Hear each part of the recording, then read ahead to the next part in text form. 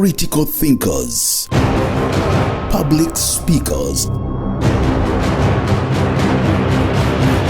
and they debate. And we have doctors, we have nurses and midwives. But you're the one who read the article and said that yes. Introducing I Debate TV Championship, where the best schools in Rwanda battle against each other, resolving conflicts without resorting to violence, solving problems creatively using debate. This is I Debate TV Championship.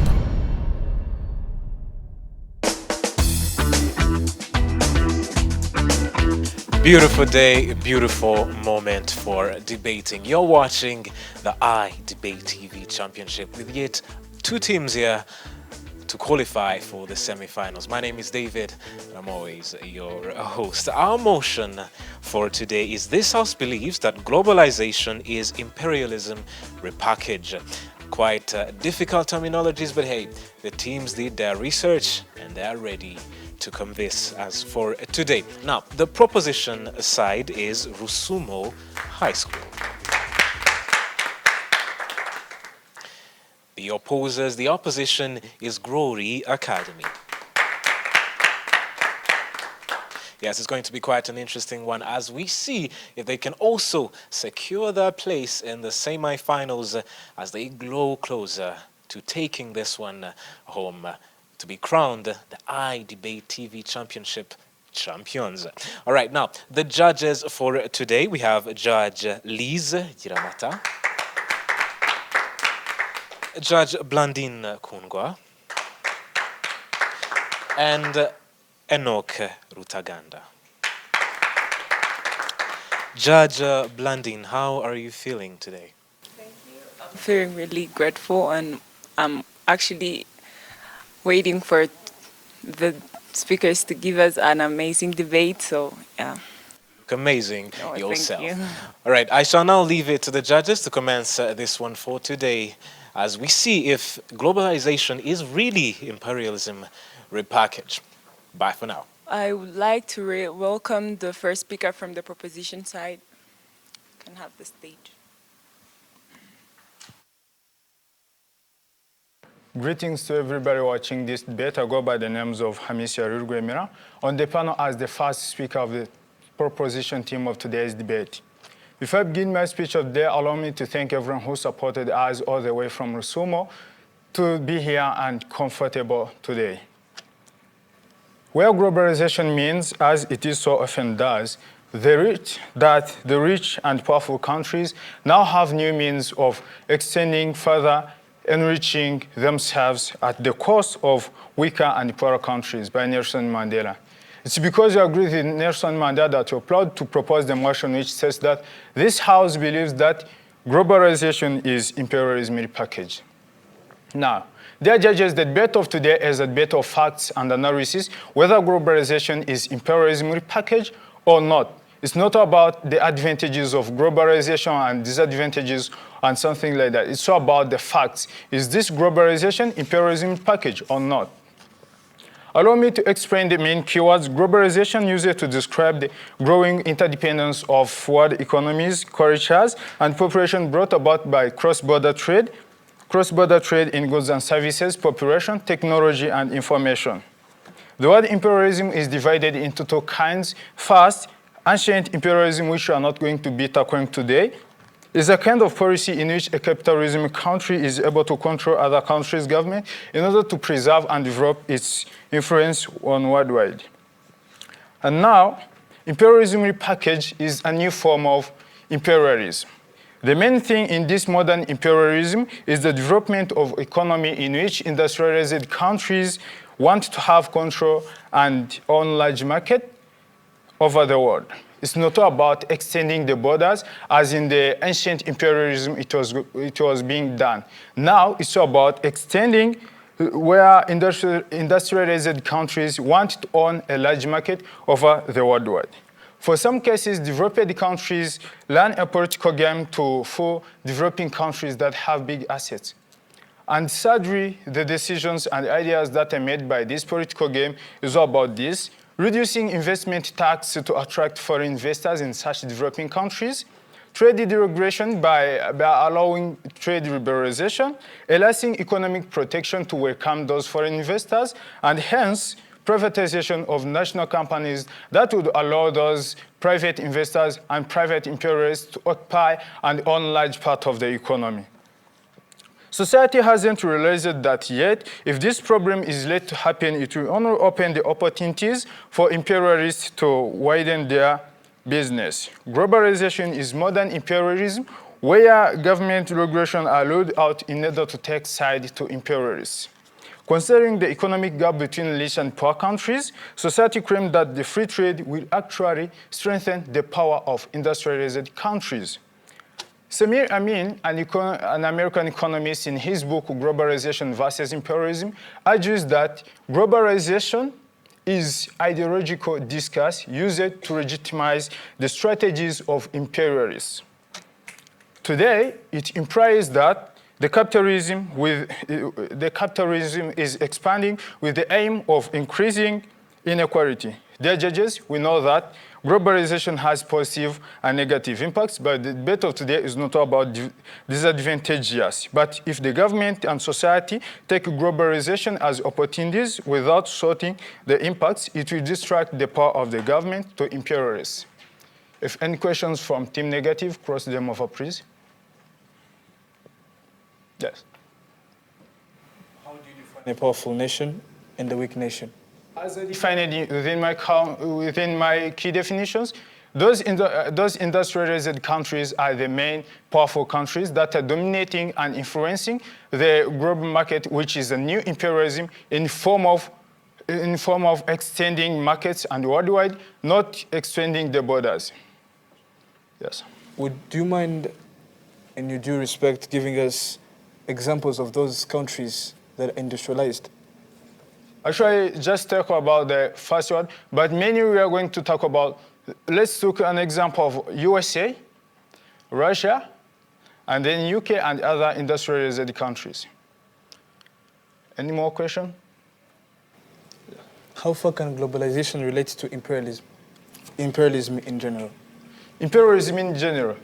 We are not talking about the ancient imperialism. Today's debate is imperialism repackaged or new imperialism, not about the imperialism in general, but the modern imperialism, which is relying on the expanding of markets and owning the large market over the world. Any more questions? If no more questions, I'd like to end my cross-examination, leaving this burden to the first speaker and the negative team.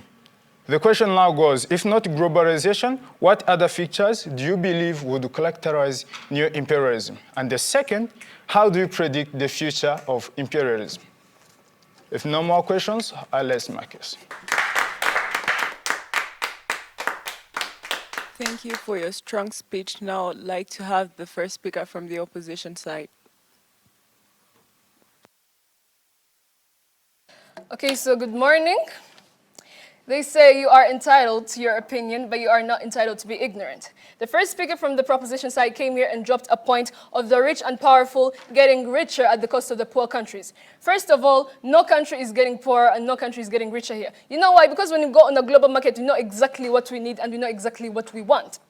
Because if you're going to compare me to USA because they're purchasing 200 billion vaccines for their 1 billion population, and I'm purchasing 8 million vaccines for my 11 million population, and you're saying that they're richer than me because they're purchasing more and they have a lot of things, it means that is in their capacity, and I'm also getting what is in my capacity, which means we are all getting what we need from the global market. He came here and stated a point of influence. They failed to indicate exactly how influence is imperialism, because if the fact that I'm able to braid and the white people are able to also adopt my culture, if the others are also adopting the culture of braiding when it's not their normal traditional culture, then exactly am I exerting some sort of control over them? No, it's their choice, which means they fail to indicate how exactly influence is control. Secondly, they came here and tried to show how their countries are dominating each other. No country is dominating each other on the global market. I quoted the first speaker. He came here and said that globalization is interdependency and increasing interdependency among world economies, and it is more than imperialism itself.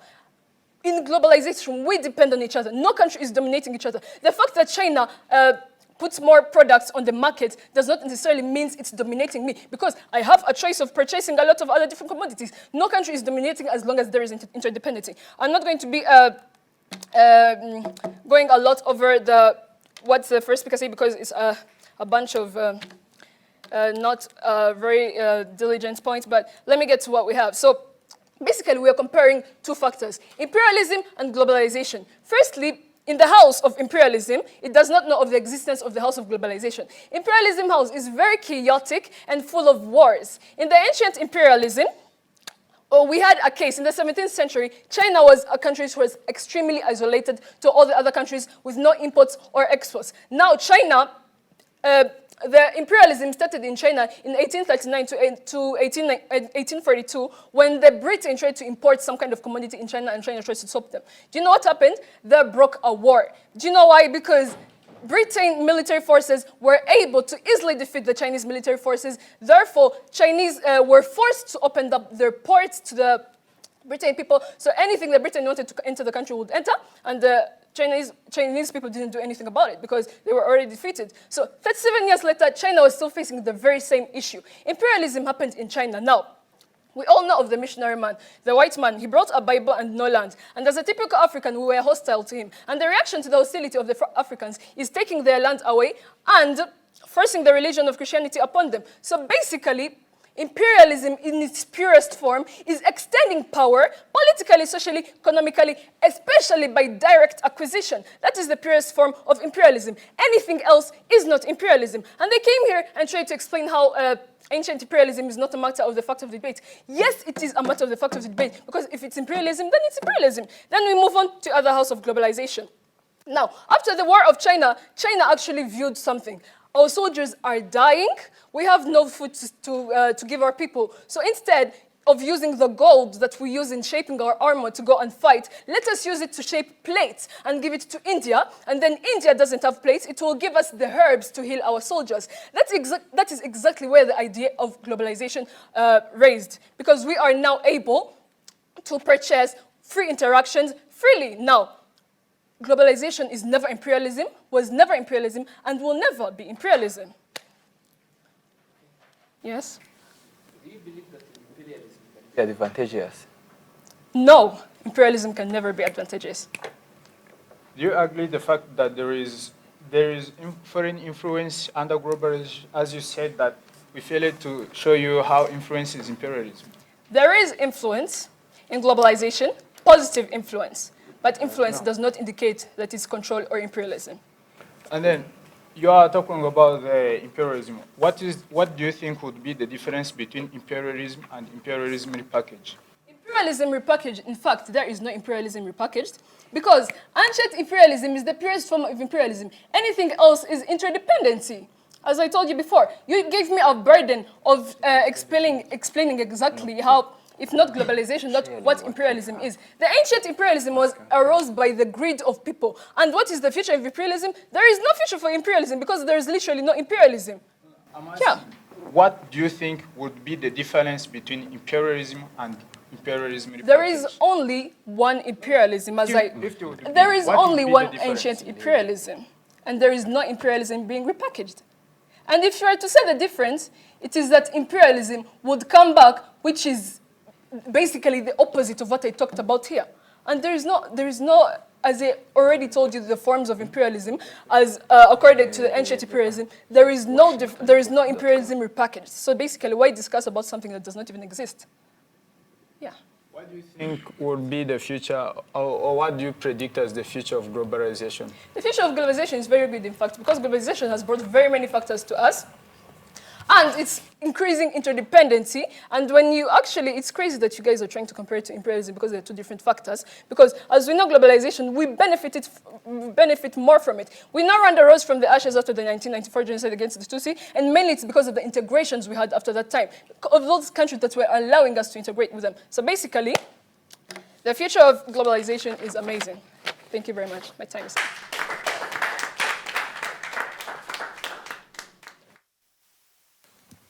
Thank you for your good speech. I would like to welcome the second speaker from the proposition side. Thank you, dear judges. Today's resolution is going to be a little bit complicated, to bring information that is unreliable.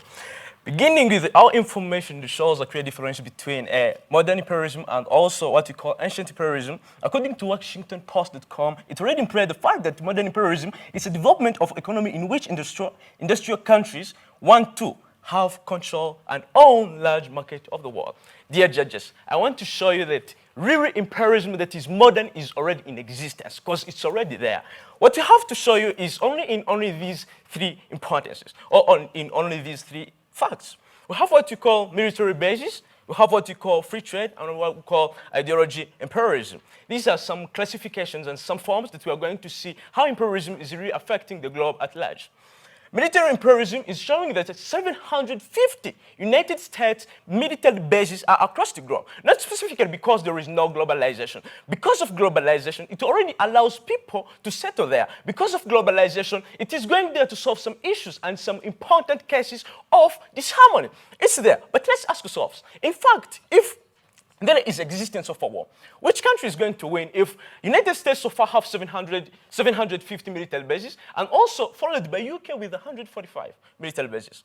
Which one is winning a war? Specifically, dear judges, you have to analyze a single issue. The United States is already going to win a war. But specifically, that's not what you're going to tackle onto them. Let's also see free trade. What's free trade specific? Allowing importation and exportation free of charges, importation of goods and services, and also money, whatever. But dear judges, remember, Muslims are some of the people that are not complying with the context. Why? These Muslims don't have most important products on the market. Like, let's say America. United States of America already have cell phones like iPhone and already have most used products like jeans. But the Arabs already have what you call salis that are not used at a large scale. But dear judges, what I want to show is when these two products are meeting in the same nation, they are competing without now taxes. That means that the most important or the most used are the ones that are going to be the domains. Why? Because, dear judges, this importance that is given to this kind of clothing or this kind of products is the one that is determining that there is imperialism or not. So it domaining or it becoming at a large scale is the one that is implying the fact that it's imperialism. Imperialism doesn't have to be a war. Imperialism doesn't have to be us fighting. Imperialism is us enlarging our market on a global scale. What's hard to understand there? Dear judges, let's also continue with what you call ideology imperialism.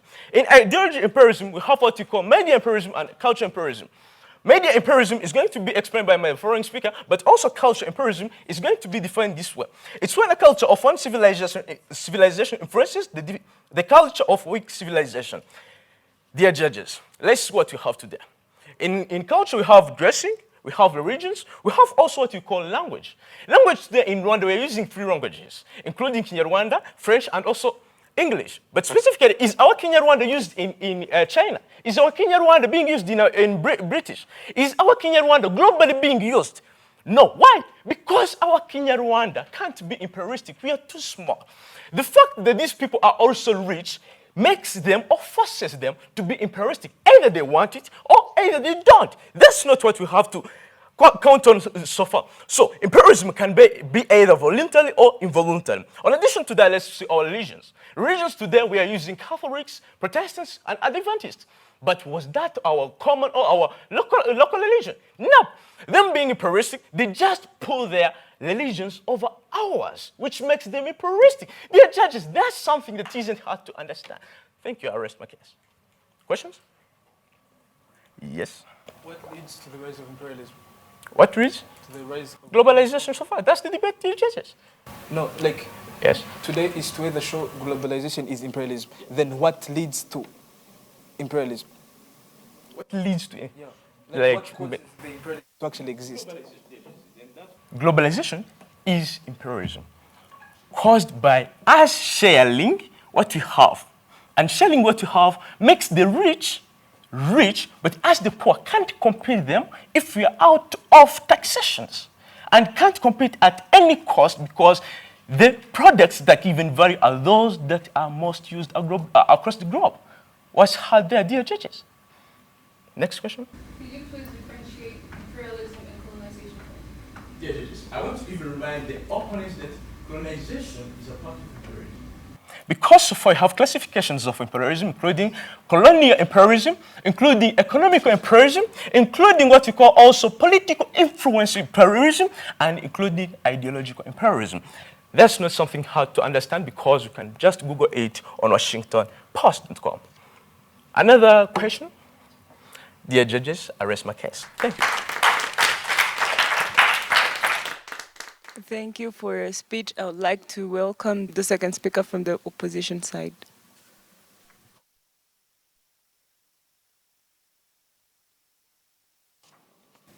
I quote, Cambridge. Imperialism is the policy of a country to influence other countries. Colonialism is the practice of setting up colonies and settlements in other countries. They talked about our language not being on international trade. But one question that we have to answer, who owns English? Uganda has its own, UK has its own, America has its own. Who owns English? Let's go back. Who owns French? French has its own, Belgium has its own, Congo has its own. Who owns French? No one. Let's go back to actually what was that? My first speaker came here telling you, let me first go back to what actually leads to any of these interactions, because they're totally different. Before, greed of extension of land and power through political, social, and economic means was the order of the day, whereby the only way to interact during within countries was to actually influence one another so as to pull and push to get what is not owning, like what you don't own. But as a result, imperialism led to wars, right? Because for anyone under imperialism to get out of there, you had to fight. So if you fight, we all know effects of wars, droughts, and famine, infrastructure destruction, and everything. And all that affected both those ones they are calling strong countries and those ones they are calling weak nations. And as a result, it accelerated what we call natural hazards. This putting all of us together at risk. So as countries realize that they can no longer fight. They talked about something like ancient imperialism. But let me go back to what the actual meaning, industrialization. We don't have any ancient imperialism. But imperialism is imperialism, whether ancient or modern, it is always led by greed. Then how can you actually have that too much greed when you can't sustain yourselves? I asked a question whereby they answered countries like USA, Russia, and UK. But let me tell you, USA before was a land that actually was a slave land, whereby they dumped slaves. But what if we didn't actually give them what they were asking? The industrializing countries, they industrialize only when they have raw materials. Where do they get raw materials? In Africa. If you don't choose to do so, they won't fight. They said that UK and USA, they have a lot of bases. This is to protect their interest into the countries that are there. Why do they protect those interests? Because if they know, like, if they don't protect them, someone else will come and trade with us. Everyone is getting interest. China is the most populated country. The moment this, which shows that actually the reason why we are up to this, it's because China more depends on globalization more than anything. Proof. It is the country which is not to actually duplicate anything that you can make. America makes Adidas, China makes Adidas, and they even deliver to your doorstep to actually prove that please come and buy to us because we really depend to us. This is not controlling anyone. So going back to what actually our points today, for the opposition to actually win, we have to show what drives the imperialism, of which I showed it is greed. What drove globalization? It is the need that raised after the effects of what we had before. We still have this Ukraine still suffering from the Hiroshima and Nagasaki war. It's like the whole effects of what imperialism brought before. It's what we are recovering, which cannot allow us to either bring any form of dominance, because no one can actually sustain themselves. What brought globalization? I said it. Then can we really repackage globalization into imperialism? We can't, because the will, the needs, what actually is under the fundamentals, what is under the foundation of each corporation is actually different of each bloc. We can't have the UN and still have imperialism to the UN, because it's all for the rights and profits of each and everyone. So we can't have any globalization repackaged into having imperialism repackaged into globalization, because the will and the results later, they're different. Any point? Any question, please? How is your partnership or the so-called globalization proved not to be monopoly or like capitalistic? Okay. How it is actually shown. In globalization, it actually exists depending on who has what to offer. In Africa, like in East African community, Rwanda has what Congo doesn't have, what Tanzania doesn't have. So it is not monopolizing because we all sit together and decide, this is what we're going to do, these are the rules, these are the words. And if you don't comply, you are free to go outside, which in imperialism was not there. So if it was not there, one had to put his own interest. So in globalization ensures interdependence, it doesn't ensure friendship. Like, this is why whenever, remember in Cabo Delgado down there, we had a French company that was there. The moment it was threatened, the only point was that France had to come down to secure their total energies, hence protecting Cabo Delgado. This is globalization. If it was imperialism, the order from France would be, if my company gets problem, you are dead, which did not happen. Totally showing globalization. Question, please. Minding you, monopoly goes with few resources and high resources dependently. Please. Yes. The thing is, isn't that specifically what monopoly means, according to definition? No, we have few resources and large resources depending on geographical location. Mind you, we don't have any weak nation and strong nation.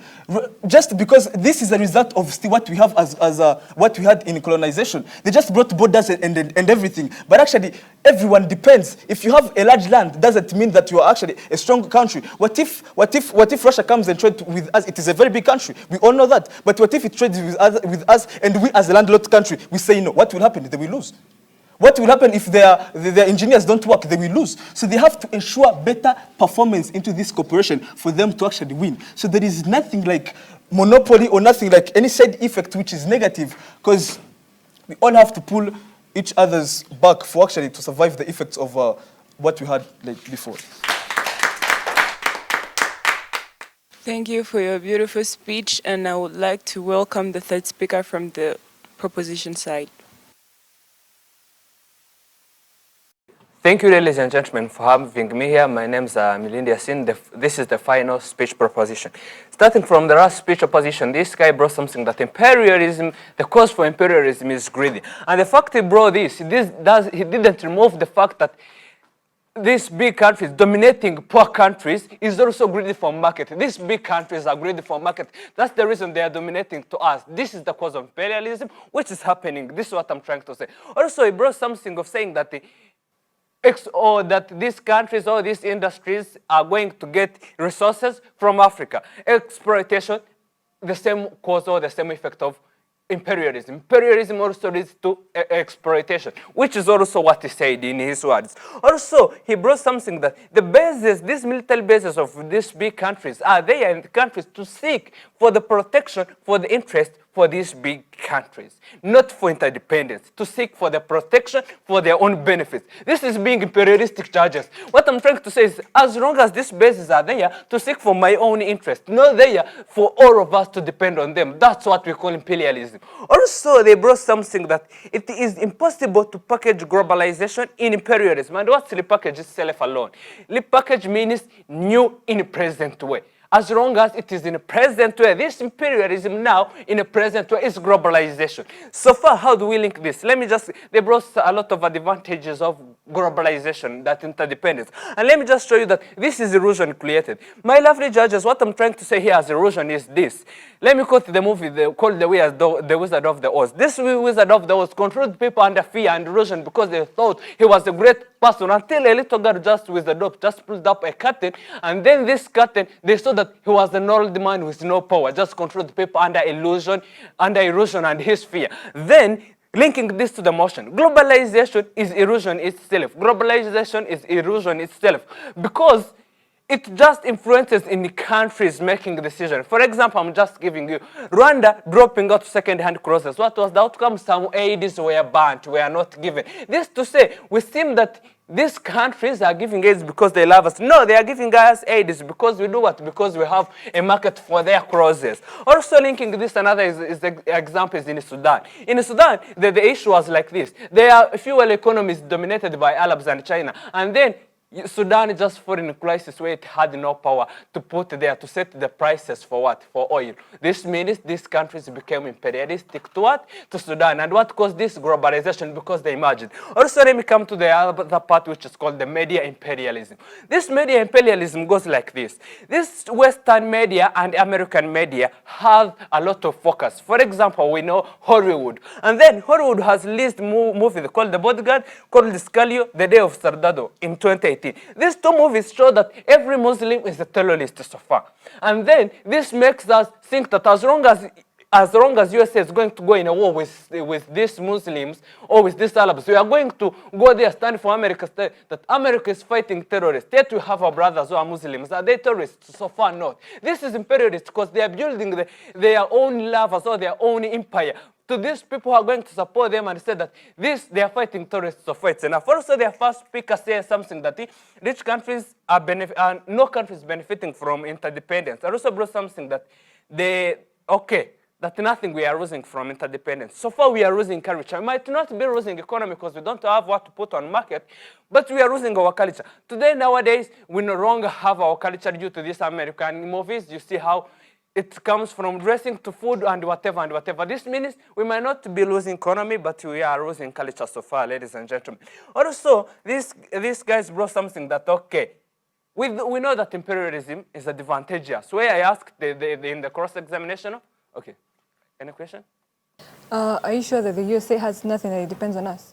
The issue is like this. The one remaining the interdependence is the one being imperialistic to you. Despite the fact that he or she might be depending on you, doesn't remove the fact that if he's domaining the interdependence, he's being imperialistic to you. So for the next question. What happens if the US could get off their troops from where they are? Okay, you yourself say that they are there to seek for their own benefits. If they remove them there, then their benefits are going to do what? Are going to decrease totally. Judges, that's what I was here to just speak. More question? Well, you clearly emphasize on how exploitation led to imperialism. Emphasize clearly. I just said imperialism is like this. Would you say the colonization so far was there caused over exploitation of resources? And your second speaker there just said it clearly that these revolutionized countries or industries, to get the resources, they have to exploit them from Africa. So far, we mean, if you know mathematics, we put an equality sign there. Globalization is leading to exploitation, imperialism is leading to exploitation. That's equality. So far, globalization is a present and a modern way of imperialism, my lovely judges. More question? So far, no question. Silence is consistent. What I said is enough. Others were true. Thank you. Thank you for your beautiful speech. I would like to welcome the third speaker from the opposition side now. Hi everyone, by the name of Mulinga Perfect, and I'm the third speaker from the opposition side. I'm really proud of my first and second speaker because they did a really good job, which the side proposition failed to understand. We are talking about globalization as a way of interdependence. You yourself talked about it, that us as globalization means we're depending on each other, not one country. Let me give you a very simple example, okay? Your teacher has more content, your teacher has more money, your teacher has more everything, more than you. But doesn't mean that he extends his control over you as a student. You give him the job, okay? Just like how we're saying that the fact that USA is there and it has more resources and more of everything, technology and everything, doesn't mean that it has control over us. You try to bring something that is a difference between imperialism and imperialism repackaged. You talked about that imperialism is a political relationship where one country imposes authority over another. Then you try to tell us that that is a different kind of imperialism. And then you told us that imperialism repackaged is extending power through industrialization and all. That is still control. That means that actually the ancient imperialism and this imperialism package you're trying to bring is actually the same ancient imperialism, just that you bring the fact of industrialization, you bring about trading, okay? So it's actually the same thing. So do not bring some confusion trying to tell us that imperialism package is something different from imperialism. And then you told us, what is the future of globalization? Let me tell you the future of globalization. Look at Rwanda. We are here, we were able to move from the effects of genocide just because of imperialism. We were able to exchange some things. We were able to give them some things and they brought some things to us too. If globalization, if it was all about imperialism, then we would have just given them. You told us that they are exploiting our materials. We're giving them raw materials. Yeah, we're giving them raw materials. Yeah, we're giving them some land. But that land is exchanged for something more. We give them land, they give us machines because that is what we need for now. That is what we're going to get. We are going to give them what we have. What do you want us to give them? Technology we do not have. We're going to give them what we have, okay? And then you came and told us that Iceland people, they do not have these smartphones. That is what we're trying to tell you. Globalization is a choice, okay? If you do not want to trade with USA, they're not going to give them those iPhones, okay? They're not going to give them those smartphones. That is why globalization is actually a choice. If it was imperialism, then they will be forced to actually take those smartphones. But because it is not, imperialism and globalization are two different things. That is why they can choose to use their bad phones or something, and then we choose to use the phones that were willing to trade with the USA. And then you told us about Kinyarwanda. Come on, that is a very, very weak point.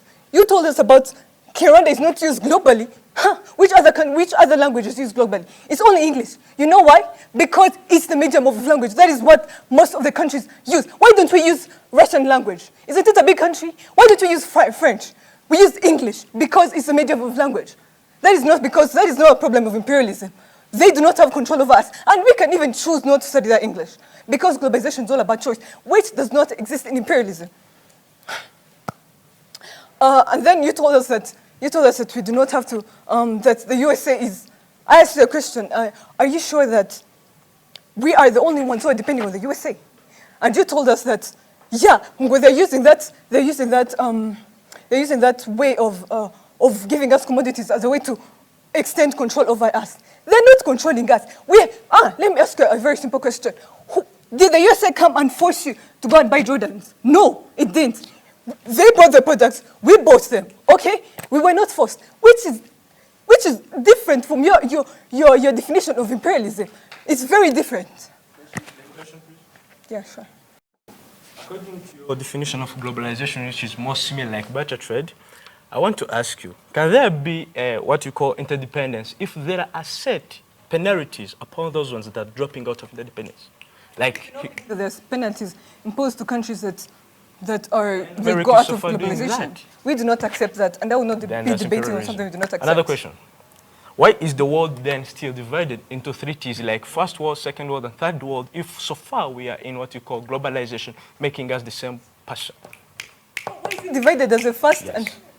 First, second. It's happened. The first and the second world war happened. How else do you want us? Do you want us to erase that history? It's not going to be erased. That is why we are bringing what is called globalization, because it is not that imperialism that you're still thinking about. Why are we still divided into those three T's? In that division, it's not visible. Then how can you tell me that we have that division? I do not see it anywhere. Maybe you read the question the wrong way. Why is the world still divided into three different classes? First world class, second world class, and third world class, not worlds. That is not related. We are telling you that globalization is all about interdependence of countries. And if I just gave you a very simple example, that if someone is higher than you, it doesn't mean that they don't need you actually. And if globalization exists, it's coming as a way to solve that problem, okay? How do you define the fact that when we two are on the market and I'm dominating the market, how do you define that? When you're dominating the market, you have more than I do. Then good.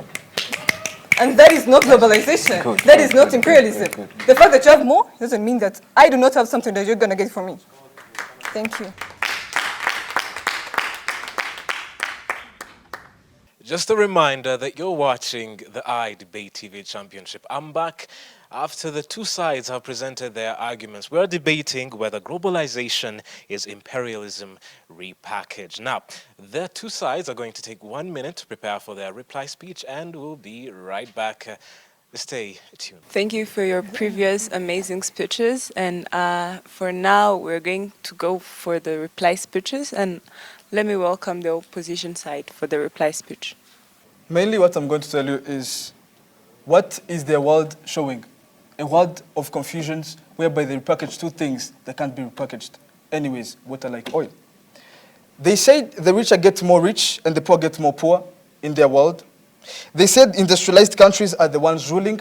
I myself came and said that the reason why they industrialize is because they were not able to actually have resources. We are the ones having resources. They don't exploit us. They come and deal with us because they have what to make finished products, but don't have raw materials. And we choose who we give it to. The other, how do we describe the future of imperialism? There is no future of imperialism. Because no country can afford actually being the emperor because they have seen what actually it takes for you to be an emperor, like to build up an empire. They said imperialism can be voluntary or not. How can we have involuntary greed? That's not possible. The world is divided into three classes. Then the question is, what are those classes? And even though they were there, we still currently are suffering from the effects of what we had before. This is what globalization has been solving, of which has been decreasing. Proof, because of globalization, we no longer have those classes in Rwanda. We have been able to actually have some countries coming and giving us how we can actually be united and giving us more ideas, and we chose to be united with some tips that they gave us.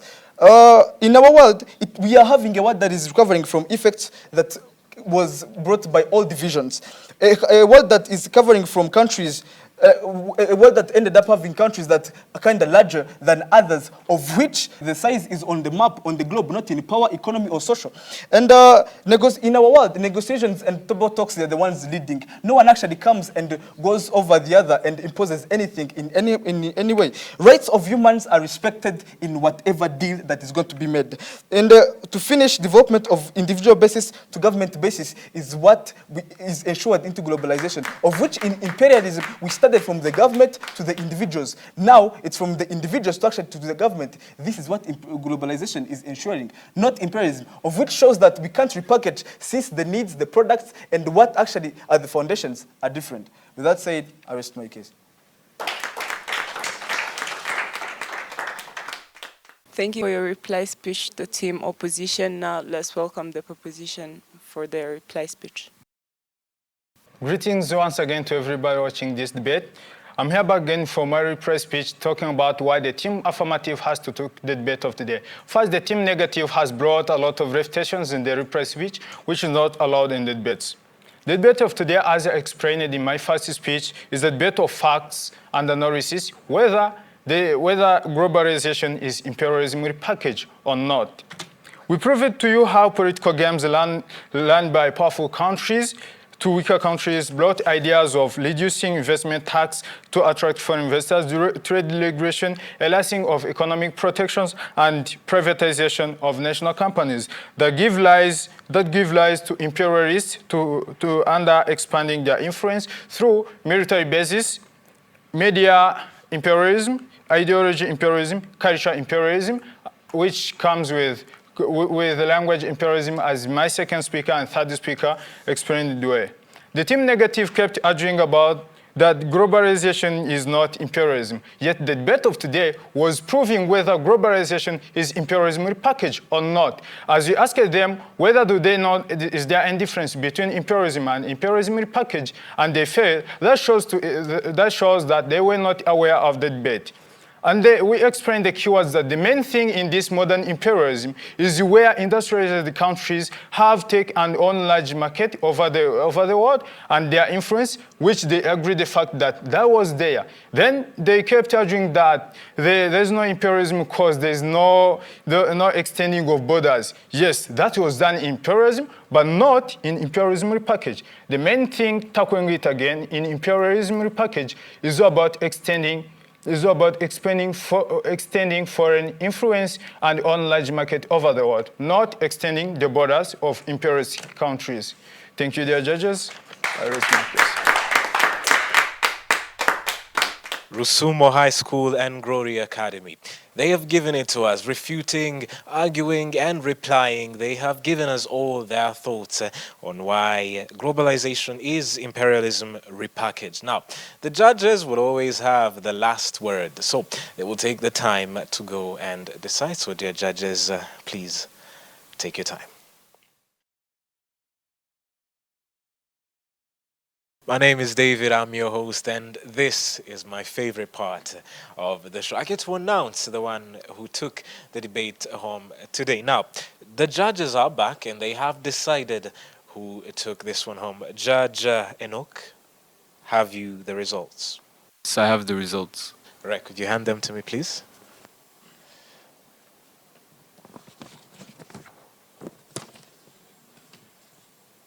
Very, very interesting. All right, so before I announce the one who took the debate today, would you care to elaborate on what grounds did you base on while judging this debate? Well, as the motion was globalization is imperialism repackaged, I believe when we were making our verdict, we were Okay, obviously the proposition had the burden of proving that as well as possible that globalization without a doubt is imperialism, and then the opposition had the task of proving that it's not. So I think just in our verdict we're looking at which side convinced us the most, looking at the points that they brought forward, the evidence, the examples, and different things like that. Basically, at the end of the day, it was just about which side convinced us that one thing was the other and the other side that it was not. Very much, Judge Enoch. So, as the judge said, basically it was about convincing the judges if indeed globalization is imperialism repackaged, or rather the opposite. And so, the side that I'm about to announce did the best job at convincing the judges, and that side is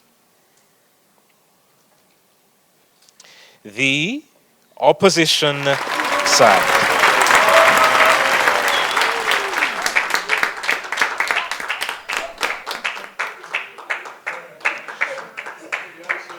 From the famous meme, I didn't expect it, I'm pretty sure that this side did not expect this. So I had to come and see the atmosphere around team opposition. So how are you guys feeling? Okay, so we were really surprised because the proposition side did not make it easy for us, but we are really happy and we'll look forward to the next step. What were your best characters and best arguments that you think really convinced the judges to take this one home?